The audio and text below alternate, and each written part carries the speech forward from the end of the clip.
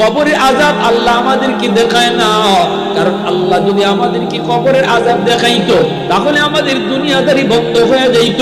কবরের পার দিয়ে কেউ চলাচল করতো না, দিনের বেলাও কেউ কবরের পার দিয়ে যাইতো না। বাপ মরে গেলে বাপের লাশ নিয়ে কেউ কবরে যাইতো না, মা মারা গেলে মার লাশ নিয়ে সন্তান কবরে যাইতো না। যদি কবরের আযাব আল্লাহ মানুষে দেখাইতো, বাড়িঘর কবরের আশেপাশে কেউ বানাইতো না। চোখে দেখা যায় কবর, এত দূরের ভিতরে কেউ বাড়ি বানাইতো না, দুনিয়ার নিজাম বন্ধ হয়ে যাইতো। এজন্য আল্লাহ পাক কবরের আযাব মানুষের চোখের আড়াল করে রাখছে, মানুষের চোখের আড়াল না করে দুনিয়া চলতো না। কিন্তু আল্লাহ পাক আমার নবীরে দেখায়, নবীজি দেখছেন, নবী কয় আল্লাহ আমি তোমার কাছে হাত উঠায় দিলাম, আমাকে তুমি রহমতের নবী বলেছো, রহমতের নবী কবরে পার দিয়ে যাবে, এই কবরের ভিতরে আযাব হবে, হয় না মালিক, হয় না, হয় না, আল্লাহ তুমি তার আযাব মাফ করো। সাহাবায়ে কেরাম তারাও আমিন বললেন। আযাব মাফ হয় না, নবী আবার হাত উঠাইলেন, আবারও আযাব মাফ হলো না, আবারও হাত উঠাইলেন, আযাব মাফ হলো না, তিনবার নবী হাত উঠাইছেন, আযাব বন্ধ হয় না। এইবার নবী জানতে চায় মালিক আমার হাতের দাম বুঝি তোমার দরবারে কমে গেল, আল্লাহ আমি কোন অপরাধ করলাম, আমার হাতের দাম তোমার দরবারে বুঝি কমে গেল। আল্লাহ কো না বন্ধু, তোমার হাতের দাম কমে নাই, এই যুবকের মা এখনো দুনিয়ায় জীবিত, মার কলিজায় বড় ব্যথা, দুনিয়া থাকতে মারে কষ্ট দিছে, মারে খাওয়ায় নাই, মারে মারছে, মরণের সময়টাতে মা তারে মাপ দেয় নাই। এজন্য আমি আল্লাহ সিদ্ধান্ত নিয়েছি, মা যতক্ষণ পর্যন্ত তারে মাফ না দিবে আমি আল্লাহ তার আযাব বন্ধ করব না। এই যুবক একটু একটু বুঝো, একটু বুঝো, একটু বুঝো, এই যুবকের জন্য সুপারিশ করেছেন স্বয়ং নবী। সুবহানাল্লাহ। আমার নবীর সুপারিশটা আল্লাহ পাক কবুল করে নাই। অতএব মার কলিজায় বাবার কলিজায় ব্যথা দিয়া আব্দুল কাদের জিলানী একজন নয়, দুইজন নয়, তিনজন নয়, 1000 আব্দুল কাদের জিলানী ঘরে আইনা যদি তুমি দাওয়াত খাওয়াও, তারপরেও কিন্তু আল্লাহ রাজি হবে না তোমার উপর, যদি মা তোমাকে মাফ না করে। কুতুবউদ্দিন বখতিয়ার কাকি রহমাতুল্লাহি আলাইহি মা সন্তানকে নিয়ে মাদ্রাসায় গেছেন, বলেন উস্তাদ জি আমার কুতুবউদ্দিনকে আপনি আলিফ বা তা সা শিখিয়ে দেন।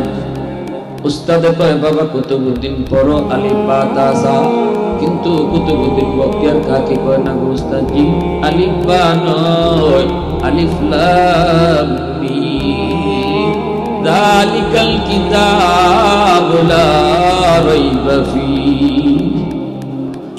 এক বসায় 15 পারা হিফজ শুনায় দিল, এক বসায় সন্তান 15 পারা হিফজ শুনায় দিল।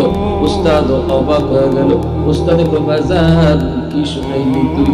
তোর মা বলল আমাকে আলিফ বা শিখাইবো, কিন্তু তুমি কোরআনের 15 পারা আমারে মুখস্থ শুনায় দিছো, কেন তোমার মা এমন ঠাট্টা করলো, কেন মা এমন রাগ করলো? মাকে জিগাইতেই মা কয় উস্তাদ জি খোদার কসম, খোদার কসম আমি মা নিজেও জানি না গো আমার কুতুবউদ্দিন কেমন করে 15 পারার হাফিজ হইছে। তবে আমার মার মনে পড়ে আমি আমার কুতুবউদ্দিনকে যখনই দুধ খাওয়াইতাম তখনই কোরআন তেলাওয়াত করতাম। আমি আমার কুতুবউদ্দিনকে যখনই দুধ খাওয়াইছি ওযুর সাথে দুধ খাওয়াইছি, ওযু ছাড়া কখনো কুতুবউদ্দিনকে দুধ খাওয়াই নাই। আমি মা ছিলাম কোরআনের 15 পারার হাফেজা, দুধ খাওয়ানোর সময় আমি কোরআন বেশি বেশি পড়তাম, মনে হয় দুধের সাথে কোরআন তেলাওয়াত যায় ঢুকছে। এ যুবক এবার তুমি আমাকে বলো, দুধের সাথে মায় কোরআন পড়লে যদি কোরআন তেলাওয়াত দুধের সাথে ঢুকতে পারে, মায় যদি দুধ খাওয়ানোর সময় গান শুনে দুধের সাথে গানও ঢুকতে পারেনি না পারে না?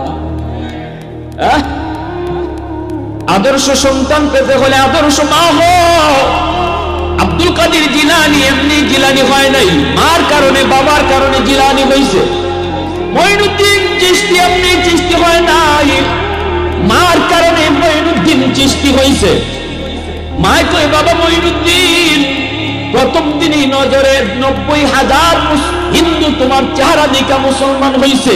এটা তুমি মঈনুদ্দিনের ক্রেডিট না, এটা আমি মার ক্রেডিট, এটা আমি মার বাহাদুরি। আমি মা জীবনে কোনোদিন অজু ছাড়া তোমার দুধ খাওয়াই নাই। আরো জোরে কও না সুবহানাল্লাহ। প্রশংসা করবো কার? আরো জোরে কও না কার? আলহামদুলিমান কাদ্দারা খাইরাও ওয়া খাবালা, আলহামদুলিমান কাদ্দারা খাইরাও ওয়া খাবালা, ওয়া শুকরু লিমান সাওয়ারা হুসনাও ওয়া জামালা, ফারদুন সামাদুন আন সিফাতিন খালকি বারিউন, রব্বুন আযালিয়্যুন খালাকাল খালকা কামালা, লা জিদ্দা ওয়ালা নিদ্দা ওয়ালা হাদ্দা লিমাওলা, আল-আনা কামা কানা ওয়া লাম ইয়ালকাদ ওয়ালা, আল-আনা কামা কানা ওয়া লাম ইয়ালকাদ ওয়ালা। মুসলমানের আওয়াজে কও আল্লাহু আকবার। এজন্য বলি যুবক, সন্তানটারে আগে তুমি তোমার ঘরের মধ্যে যতদিন রাখতেছো, মার আমলটা সন্তানের উপরে যায় বেশি পড়ে, বাবার চেয়ে মায়ের আসর যায় বেশি পড়ে। কারণ সন্তান বাবাকে কম পায়, মাকে বেশি টাইম পায়। গর্বে ছিল, মায়ের গর্বে ছিল, দুধ খাইছে, তাও মায়ের দুধ খাইছে। ঘরে যতদিন ছিল আমার সন্তান, বাবাকে কম দেখছে, মাকে বেশি টাইম দেখছে। বাবা তো ছিল দোকানে, বাবা তো ছিল অফিসে, বাবা তো ছিল বাহিরে। এজন্য সন্তান মাকে বেশি টাইম পায়, মাকে সন্তানরা বেশি টাইম দেখে। কিয়ামতের ময়দানে আল্লাহ পাক বাবাকে সন্তানের ব্যাপারে যদি প্রশ্ন করে একটা, মাকে করব দুইটা। আল মারআতু রাইয়াতুন আলা বাইতি যাওজিহা ওয়া ওয়ালাদিহি। আল্লাহর নবী বলেন, দুনিয়ার সমস্ত মহিলাদেরকে আল্লাহ পাক স্বামীর ঘরের মালের হেফাজত তুমি করছো কি না, এই প্রশ্নটা আল্লাহ যেমন করব, সাথে সাথে আল্লাহ করব সন্তান কেমনে লালন পালন করছো। বাবাকে যদি জিগায় একবার, মাকে জিগাইব দুইবার। আল্লাহু আকবার জোরে করো। কারণ মাকে সন্তানরা বেশি টাইম পাইছে। মা যদি নামাজি হয়, দেখবেন ছোট বাচ্চাটাও নামাজে দাঁড়ায় যায়। মা যদি পর্দা করে, বাচ্চায় পর্দা শিখে। মা যদি মাথায় কাপড় দেয়, ছোট মেয়েটা মাথায় ওড়না দেয়।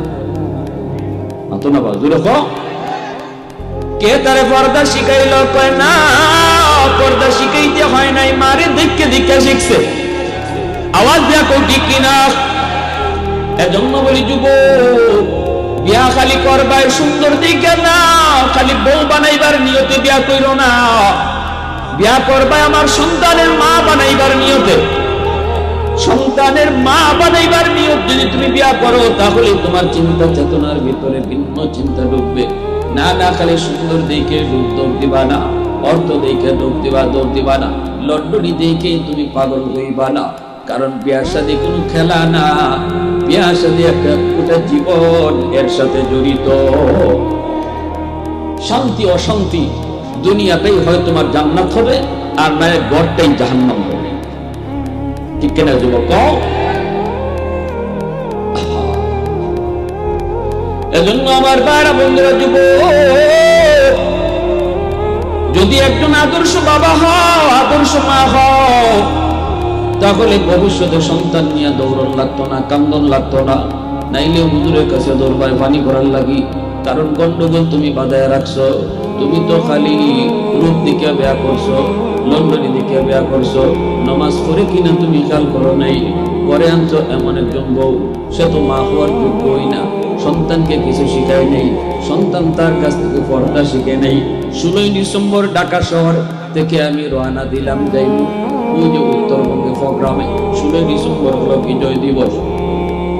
আমি যখন খালি পুস্তকগুলো ভিজে গেছি, গাড়ি লিয়া যাইতামই পারি না, মানুষের খেলায় সব রাস্তা নেমে গেছে, বেটা বেটি সব গাড়িও যাইতে সারে না। হঠাৎ নজর পড়ছে মহিলার দিকে। নজর তো পড়বই ভাই, নজরকে আটকে রাখুন দেব, এটা তো আটকে রাখুন। নজর পড়ছে গাড়ির সামনে। আমি একটা মহিলার অবস্থা দেখলাম। এই মহিলাটার পাশে সাইয়া মনে হইতেছে যে কোন দিন বাচ্চা হইব এটা না, কোন সময় জানি হয়ে যায়। এত ভাবা ভানি জমে গেছে। এই অবস্থায় আল্লাহর বান্দি হাজার হাজার বেটাইনদের সাথে এই আইসে রাস্তার ডলাডলি ঘষাঘষি, সবাই দেখে ডরাইতেছে যে এত বড় ফ্যাক্টর লিয়ে কেমনে আইলো।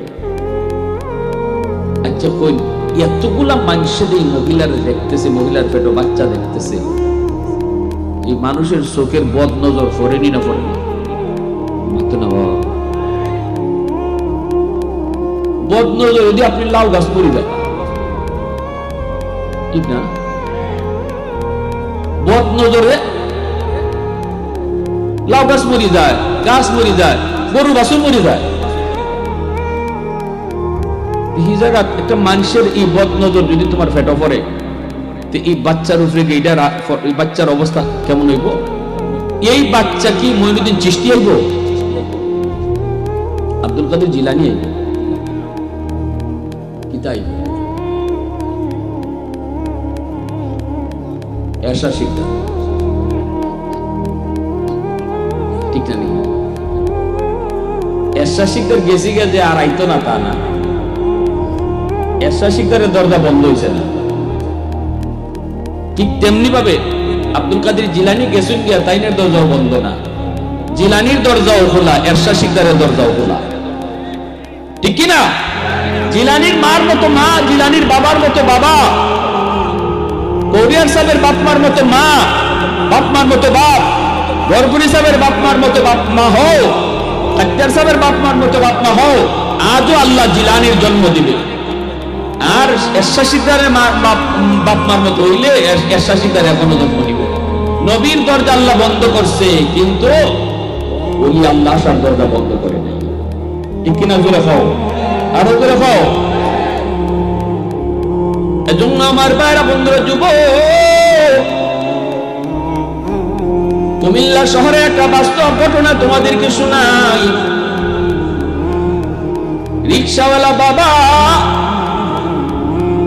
একমাত্র ছেলে সন্তান, একমাত্র ছেলে সন্তানকে লেখাপড়া করায় গ্রাম থেকে শহরে রিক্সা নিয়ে যায়।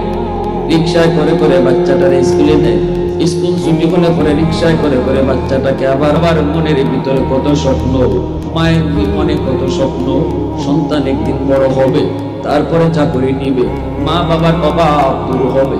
কত স্বপ্ন নিয়ে মা বেঁচে আছে, বাবা কত স্বপ্ন নিয়ে বেঁচে আছে। এইভাবেই বাচ্চাটারে আদর করে করে বড় করতেছে, সুহাগ দিয়া দিয়া বড় করে। আমি তো নিজে দেখেছি কত মা কত বাবা শিশু সন্তান অসুস্থ হলে পড়ে মাতার পাশে বসে বসে চোখের পানি ধরায় ধরায় কাঁদে, আর মালিক আমি মার হায়াত আমি আমার সন্তানকে দিয়ে দিলাম, তবু আমার সন্তানের হায়াত তুমি বাড়ায়া দাও। আমি নিজে দেখেছি কত বাবাই কইছে, আমার সন্তানরা অসুস্থ বিছানায়, ডাক্তার বলছে মনে হয় বাঁচবে না, হুজুর একটু দোয়া করেন। আমি বাবা আমার হায়াত দিয়ে দিলাম, আল্লাহ যেন আমার সন্তানের হায়াত আল্লাহ বাড়ায় দেয়। সুবহানাল্লাহ। এমন পৃথিবীতে কত মা কত বাবা, আমার আপনার মা আমার আপনার বাবা মাতার পাশে দাঁড়ায় দাঁড়ায় সারা রাত পাহারা দিছে।